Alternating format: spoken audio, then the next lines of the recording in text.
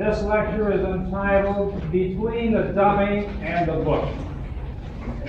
And that's a long time, and that's a long time in details and jobs that you have to do. I'd like to begin by telling you the story about two editors-in-chief. Both of these editors attended workshops just as you have. Both of them came back with very fine dummies. And they were from different schools, as a matter of fact. But the first editor came back and did exactly as she should have done. She called a staff meeting, and you editors should do that too, early, the first week of school at least. And she called them together to tell them what their jobs would be, to explain the theme of the book, to explain what the book would be like. And everything was fine in everything that she did, except the way she did it. She was the boss. She was the one that was the authority because, after all, she had been at a workshop. So whenever anybody made a suggestion, you know what she did. If it wasn't her idea, it was no good. And if somebody objected to something that she had done, she immediately felt insulted. So what happened? Well, one by one, the staff members began to be disloyal. They didn't come into work. They didn't do their jobs. She got discouraged, complained about the staff, and the book was late because she didn't get the cooperation of her staff and she had to do it all herself. That's editor A. Editor B, from a different school, was a little different, in fact, quite different. Because she was a happy, carefree person that was a friend to all. So with her staff, she was always friendly and willing to do anything. And if the staff said, well, let's skip tonight's work and let's go out and have some fun, she was all for it. A very good fellow. And of course, when it came to assigning stories and making assignments on the yearbook, she wasn't going to write them out because that isn't the friendly way to do it. See them in the hall, tell them face to face, this is due at a particular time. So this is the way she did it. She didn't write things down for herself, little notes for herself, because after all, she could remember and she had a good memory. What happened? Well, this book was late too. The reason it was late, of course, is because she was so completely disorganized. Now, what do these two editors illustrate? They illustrate this truth, which you should get down, and it's very important. It is that a good dummy does not necessarily mean a good book. And you could underline that about 3 times. Because we who have been in this business for a long time know it. And the reverse is sometimes true, that an editor is good enough without starting with a good dummy, actually, to get a good book, but very seldom. Now, the first editor I spoke of obviously lacked tact. It's a very important trait, and getting along with people and getting them to do what you want them to do and to think as you want them to think. You know, there's an old saying that you can catch more flies with honey than you can with vinegar. And when you go back to your staff, you're going to have disagreements. You should have disagreements. You don't want to be a yes person. You don't want your staff to be yes people.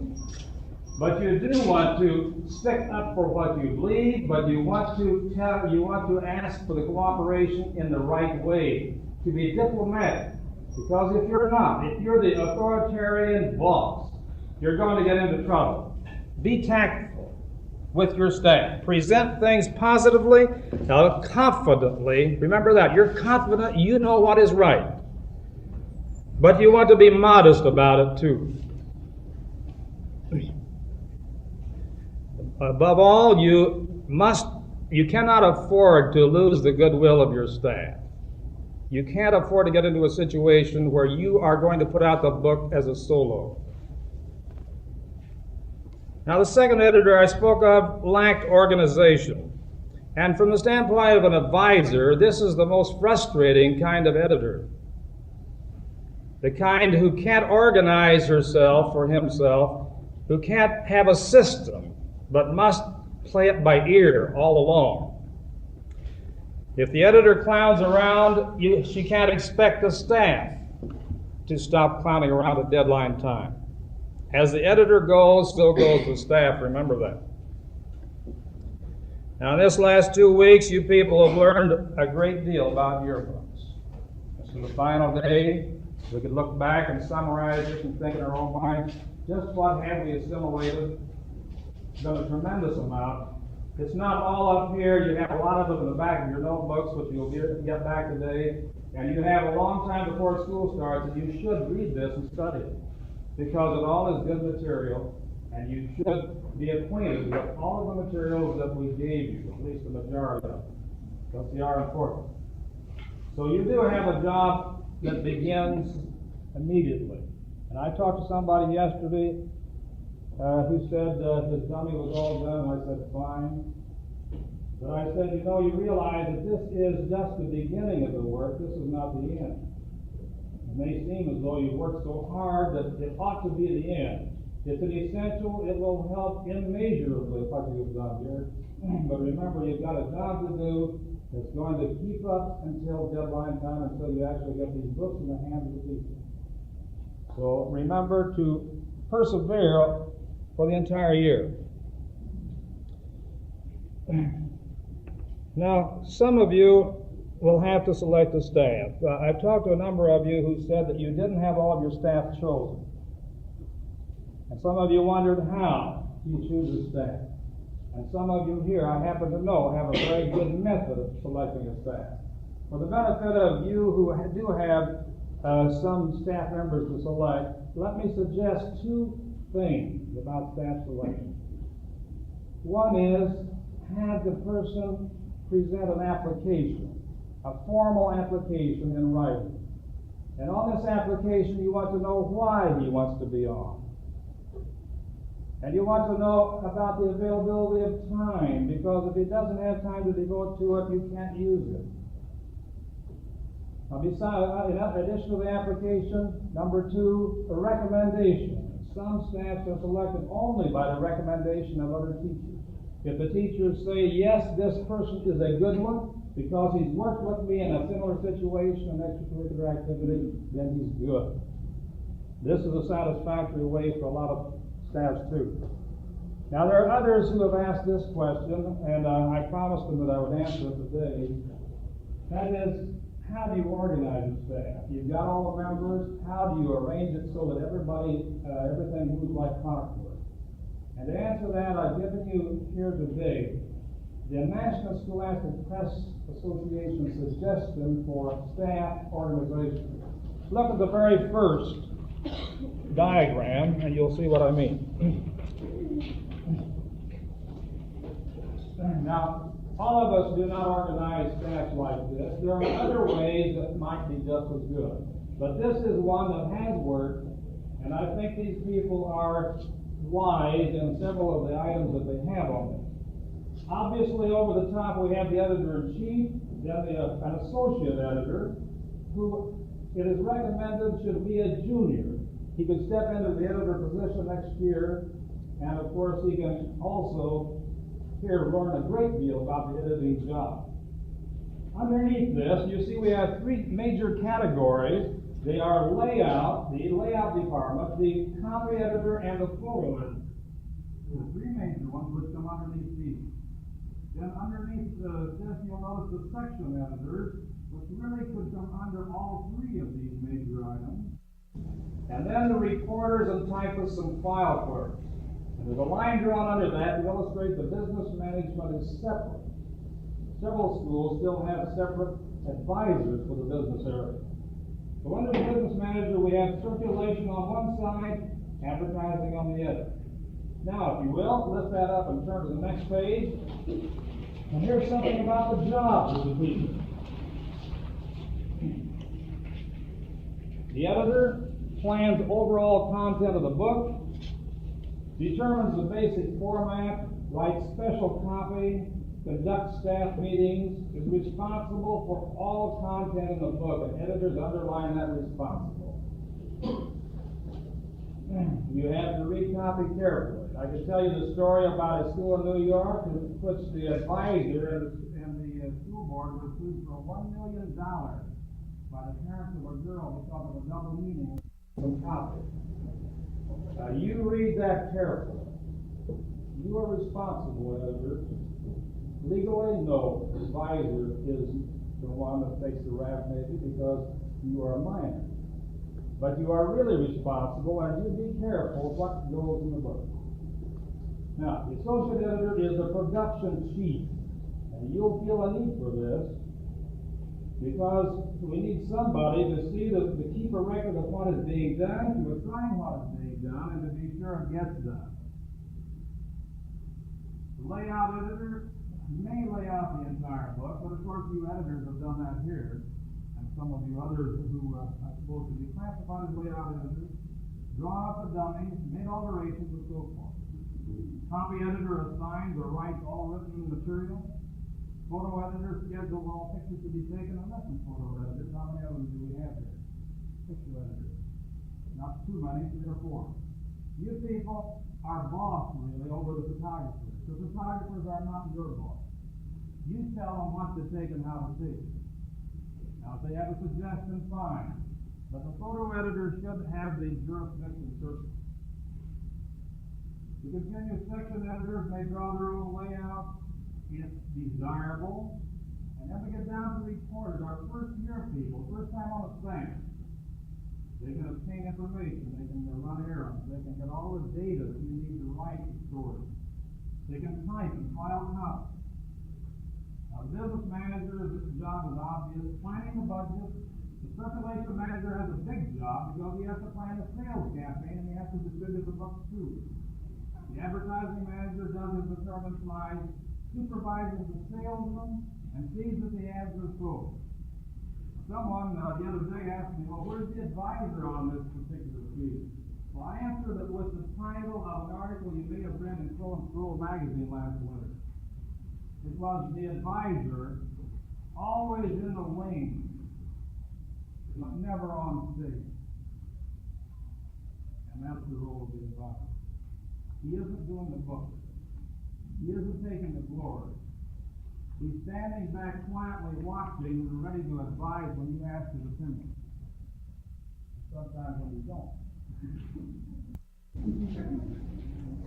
Turn the page to another form. These are forms to help you be efficient. And they're ideas which you may use. This is a real yearbook deadline plan that was made early by an editor. And I wanted to show it to you because you should plan your deadline sequence on the basis of what pictures you can take. Notice what we have first. Opening section. If you have color in the opening section, then you want it in first because most of these copies will get it to you cheaper if you get it in before November 1st. In this particular case, this editor assigned it by October 15th, give us a little leeway. And notice it's pages 1 to 8. Now let me explain that because a number of you have become a little bit confused about what you can do, which side of the flat to run your pictures on, your color pictures. Well, it is possible that some printers will do this. They will take the full 8 pages on one side, 8 pages on the other one. But they will run one color run, all 8 pages on this side, and then they'll flip it and run the same thing on the back. And then they'll cut it apart and fold it into 2 identical 8-page signatures. And this signature begins the book and saves you money, much more money than if they had you run the thing on both sides in color of a big 16 page because this is only one press run, even though there's 2 sides of the flat. Same thing goes on each side. Ask your printer if you want to do this. If you want to run your color consecutively in 8 pages, he may allow you to do this. One 8-page signature in color on both sides of the sheet, first in the book. Now to continue, obviously in the fall you have homecoming, I mean most of you do, a football game, and this could be done early. We go down to December 1st, underclass section. I hope you take your underclass pictures early. How many of you are actually taking them in September? The earlier you get them taken, the earlier you get them back, and the earlier you can get this particular section in. Then let's reach down here, or run down to March 1st. And I personally personally like to have that senior section through as late as we can after the first semester. The reason being that we always, at least in our school, have a matter of maybe 20 seniors who thought they were going to graduate, and at the end of the first semester we find out they can't. So we can eliminate a few of them and not picture seniors 3 or 4 years in the book, hoping that they're going to graduate each time, and never being sure. I've seen this happen. Also, you have late enrollment, you have people coming in from other schools. I think the later you can wait, the better and more accurate the senior section will be. And to go down to April 1st, a word about organizations. In our particular school, the second semester, there are honor society students who come in. The second semester, there is a new organization in a number of departments. For us, it is better at least to wait until the second semester to take the group picture to organization. This is an individual thing for you and me not to work out that way. Look at the last deadline, April 15, and that's probably later than most of you have. How many of you, well, if you have a summer delivery, though, I presume a lot of you will get the entire book in, but entire year. But in this particular case, I think if you can wait and hold off and get some of your opening section pictures done late, you'll get better pictures. You've got the whole year to get significant events. If you have to get the whole opening section in right off the bat, there are going to be a lot of good things that will happen later you can't put in your book in your opening section. So if it's possible, that's between you and your printer. If it's possible, try to get the opening section pictures in late. We like the vision pages late because, again, you've got the whole year to choose from. You can get much better pictures. Now, look, this one. There's one form missing I'd like to make a note of.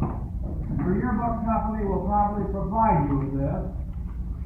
What it is simply a wall chart that records where you are on each page all the way through, whether it's finished, whether you have the pictures taken, whether the copy has been written, or whether it's been sent to the printer. Do this, students. When you get back and you get this chart, put it out where people can see it. Because if the staff can't see it, you keep it in the drawer, they'll never know where you are in the book. Put it up there. And tell the staff to watch it daily to see where you are. You have to meet deadlines.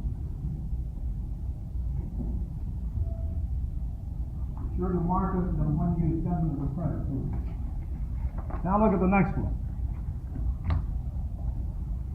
This is a photo assignment sheet that I think is essential.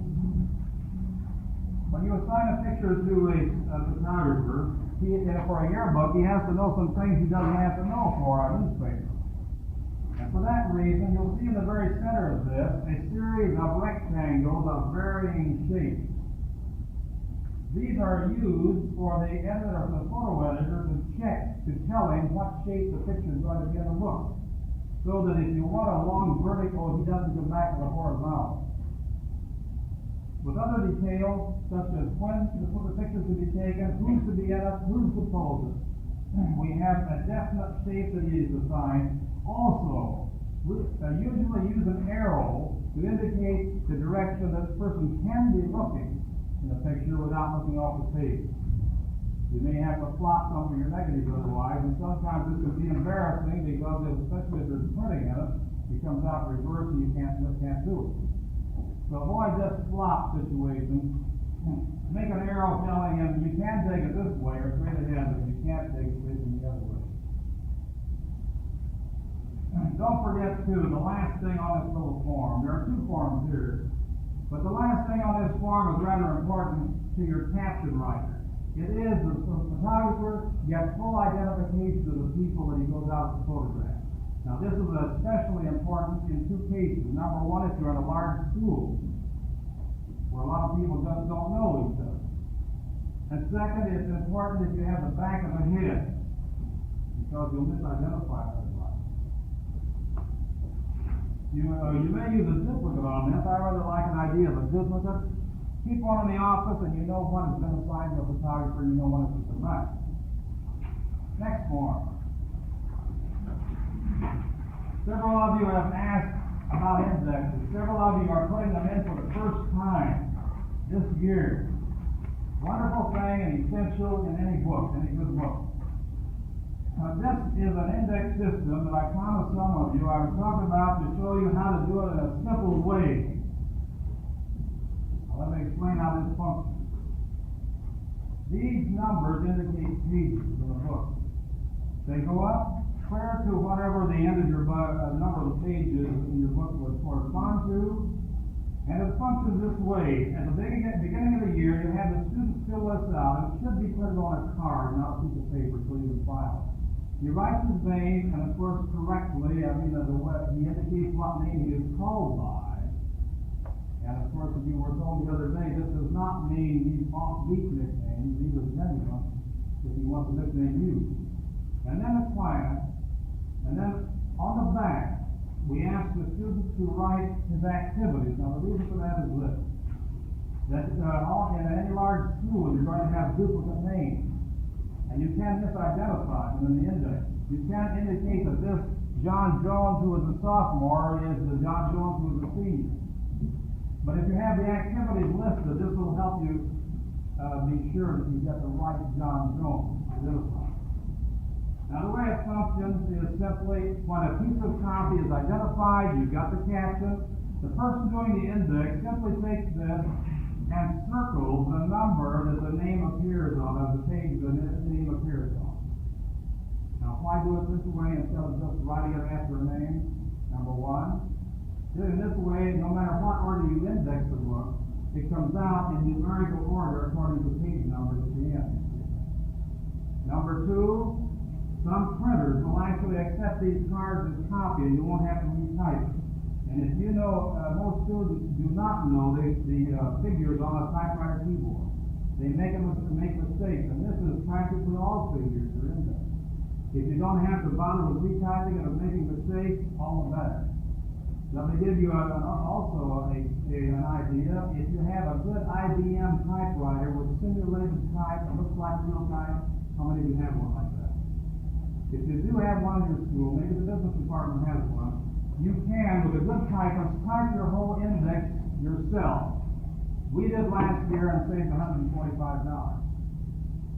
Your printer, if you do it well and use a carbon ribbon, you get it nice and black. And you can actually send it in and it'll look good. As a matter of fact, our index showed up better than regular typewriter. Because it was done directly, and the other was line type composition, which was proofed up and photographed, and you're one more step away from your original type when you do that. So you might try this. This index system, I think, is the simplest one that I know anything about. And because it turns out to be accurate, and you can index in any order that you wish. Any page. Flip the page. Pat gave us this. It is the Ball State Orient type schedule, type table. It's a handy thing to have, and I'll show you one. It tells you all details you need to know about the type for body copy, story caption, identification, or headline in any place in the book. Example, without a student life, run your finger over to the second section, which is story caption. In this particular case, you see the type is set an 8-point Masterville design.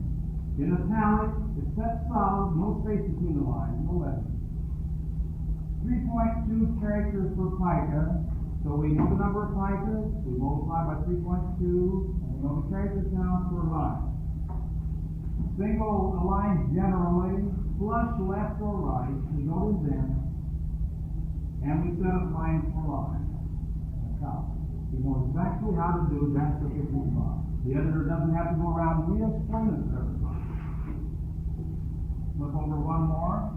This is a simplified version of something similar, but not exactly.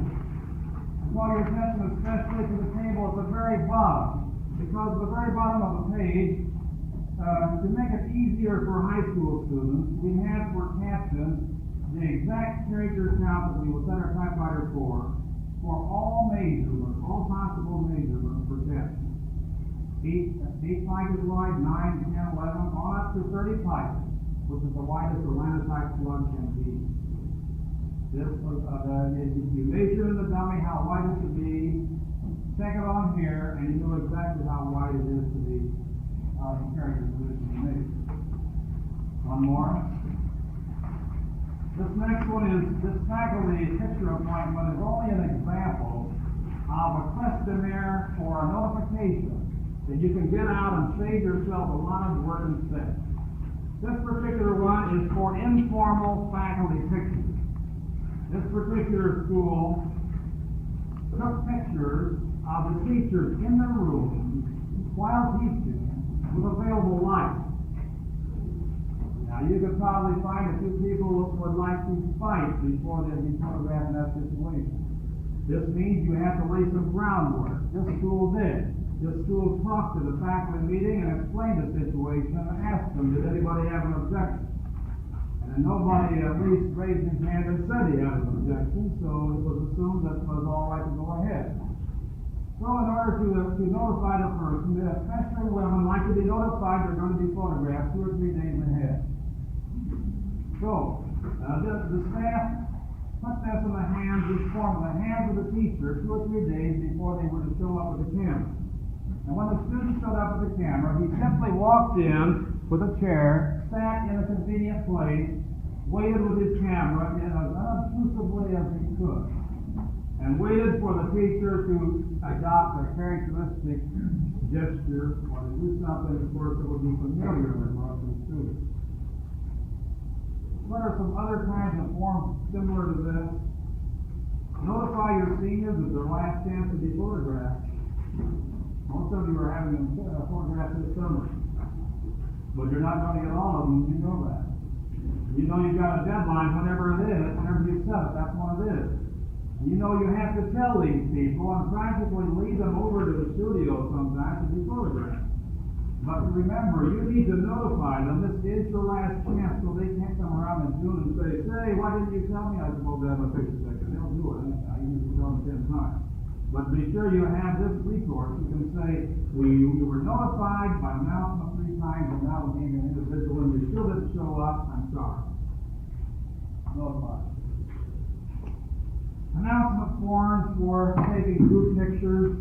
You want to plan this carefully so it will go like possible. Next form.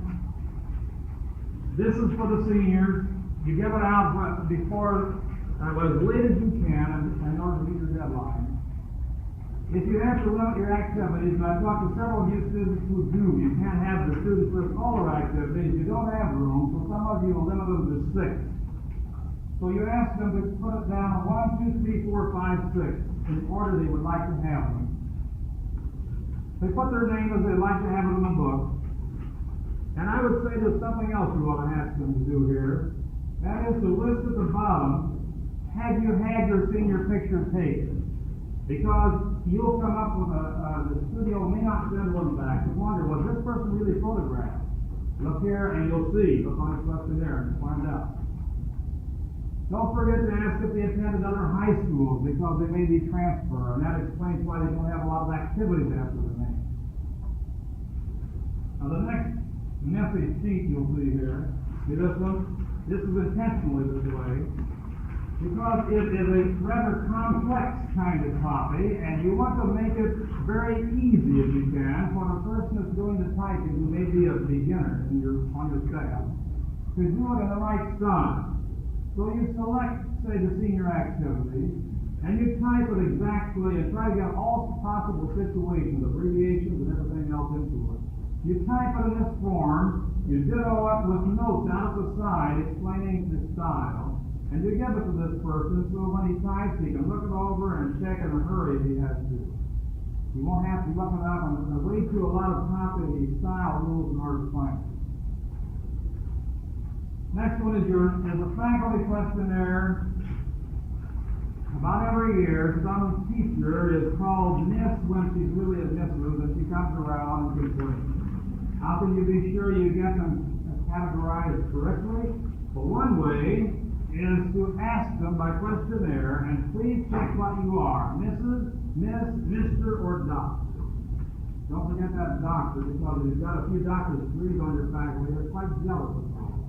And if you miss that, you'll hear about it. Maybe indirectly, you'll hear about it. Then, degrees in college is awarded. You may not use it, but get it. Because you may need it, you'll find out sometime. General areas in which you teach. extracurricular activities certainly. And this on the bottom is simply for, well, primarily for pictures. And some, a little bit too, for the story for the newspaper. If you cooperate with the school newspaper, you can kill two birds with one stone. Have the teacher fill out some things about stories that are coming up. Class form. This is rubber stamps. Rubber stamps are cheap, and they can save you a lot of work, staff. And this first one, let me explain, is one to be stamped on the outside of your dummy pages. Your printer's dummy. After it's laid out, and you fold it, and you put your pictures maybe inside, and your copy inside, and you file it away, and somebody's taking it out and working on it. If you wonder, is everything done in there, every time you go up, you'll have to recheck everything in there if you don't have some easy way of doing it. Here's one way to do it. Stamp this on the outside of each dummy sheet and check it as each thing is completed. And then you don't have to recheck to see if something is missing. The next one is code number for type, and most of you from your printer will have these already. But if you don't have regular copy sheets, you can stamp it and identify by a code number. You can key your copy to the area in the dummy. You can give the type size, the type design, and the width. This next one is essential for us, is index. After someone has indexed some copy, he stamps that so we know when we pick it up. That's been indexed already. Otherwise, you might find yourself having to recheck. The last one here is a photo order. When you're ordering a picture, the photographer should know these things. He should know, of course, the width and height. It should be, because some of you, I know, make them the exact size they will be in the book. And you should know he should know whether he has to crop it. He should know when you have to have the deadline. A little stamp will be sure that you get all of those facts in the assignment. Now, there are some office routines I think we should discuss in our few minutes here. One is, have a separate folder for every spread. In your file, have a separate folder to put everything in of those two facing pages. Copy, photos, captions, and so on. Second, make carbon copies of everything. Make carbon copies of all copies. Because I know of genuine instances of yearbook copy that has been lost in the mail and never been seen again. If you have a carbon copy, think of the work it will save you. I think, too, you should have a second dummy on file. Now, many of you, I know some of these yearbook companies give you a carbon of the dummy. You make it when you make their dummy. If you don't, you better get another one, because if there's a question that comes up after you send your copy in, did I have that picture up there or there? Did I change the dummy? How many lines was that? What did I say? If you have the dummy here, another copy of it, you can check. You can talk intelligently over the phone to the printer. Have a second dummy, even if you have to make it yourself separately.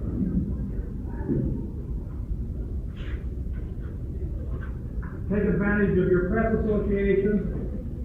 Too many schools get their scorebooks back from the NSGA or the Columbia Press Association or from some of these other yearbook judging companies, and all they do is enjoy the honor. Well, you know, those aren't intended for that. The scorebooks are intended for improvement. So you editors, you're responsible. When you get your scorebook back, type out the things that you want to do to improve next year's book because you were wrong last year. Put it out so everybody can see it. Use this information. Remember this? There's some principles that you should work by. Change your dummy when necessary. No good book ever came out that was just like the dummy. You send a photographer out, he'll come back with a vertical when you assign a horizontal. What do you do? If it's a top-notch horizontal, the best picture taken all year, what do you do? Throw it out and say, hey, we can't use that. No, you know your subscribers would rather see a good picture in a poor layout than a poor picture in a good layout, don't you? So change your layout and give him both. Good layout and giving them the picture that he should have. Sometimes your organizations will disband. You'll have new groups come in. You'll have to change a little because of this. But above all, have the courage to stick to your convictions on what you've learned here, students. It won't be of any use to you if you go back and become wishy-washy and decide I'm going to put out the book just like it was, even though I know it's wrong. You have to explain these changes diplomatically. But stick to your guns if you know you are right. Have the courage. Now, there are going to be frustrations, I'm warning you. An editor's job is a frustrating job. There will be times when you would like to quit. But you're not going to because you know there's a reward at the end of this. You know that there'll be times when you'll assign a picture 3 times and it still isn't right and you've got to take it a 4th time. There'll be times when your staff will disappoint you. There'll be times when you feel like tearing your hair because you don't see how you're going to make a deadline. You may as well know that now. But remember this is the most maturing job any high school student can have. You're going to begin as a kid and you're going to end up an adult. This is a maturing job. It's good for you. And at the end of this, you have a permanent monument that is incomparable to anything else you can do in high school. Even a newspaper, and I advise a newspaper too. The yearbook is something special. It's going to be around on those bookshelves long after the whole generation has passed off the scene. This is a monument to you. You do a good job. And I know you will. This has been a fine group. We're very happy with the progress you people have made. In every respect of this workshop, we certainly wish that your 1967 yearbook will be the yearbook that you think of up here and envision, and not the one that's a result of the mistake you put away. Okay, now I think we have some remarkable questionnaires that will be passed out.